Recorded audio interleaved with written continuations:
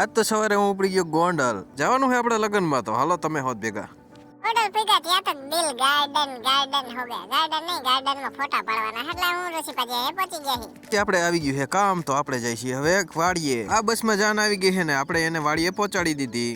પછી આપણે બગી ગયા પ્રોવિઝન સ્ટોરમાં લઈ લીધું આપણે લહાણ. કને આવ્યા હતા પાણીના શીશા લેવા, પર ઋષિપાજીએ ફાંકી સોરવા માંડ્યા. શેની ટીકડીયું તમને ખબર હોય તો કોમેન્ટ કરી દેજો.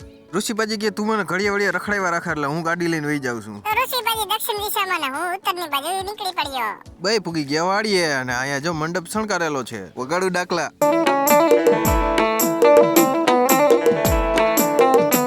નાસ્તામાં જલેબી, ગાંઠિયા, સંભારો, મરચા અને ચા હતો.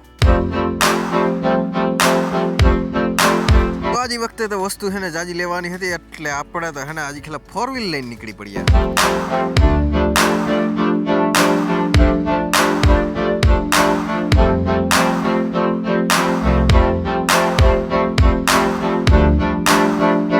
તો હું તો બગી ગયા ઠાકરજી નોવેલ્ટીમાં. આ હે ને ગિફ્ટ પેકિંગ કરવાનું હતું અને આ ગિફ્ટ પેકિંગ કરી દે છે. કીધું લાલ જેવો રાખી દો ને, પછી લાલ પેકિંગ કરવા માંડ્યા. કીધું દાદા આ શું પટ્ટી? તો કે પટ્ટી નથી, આ ફૂલડું બની જાય. મેં કીધું અમને ખબર ન હોય ને દાદા, તમે આવું કઈક ઝડપનું નામ જાદુ કરો એટલે. તો અદાની ત્યાં ટોટલિંગ નોવેલ્ટીની વસ્તુ બધી મળી રહે. એકવાર જરૂર ને જરૂર અદાની દુકાને આવી જાજો.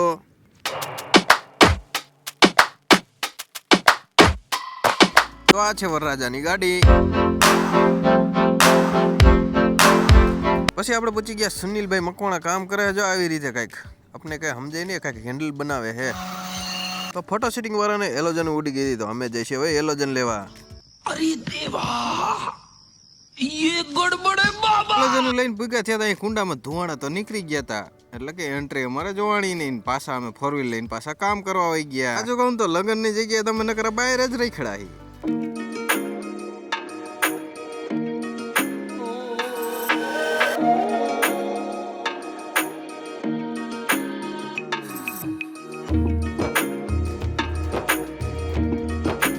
આ વખતે તો આપણે ઘરે પહોંચી ગયા ને ગણેશ બાપા લઈ જવાના હતા અને થોડોક સામાન લઈ જવાનો હતો ઘરેથી. તો ગાડીમાં ભરી દીધો સામાન ને હું ગણેશ બાપા લઈને બેસી ગયો.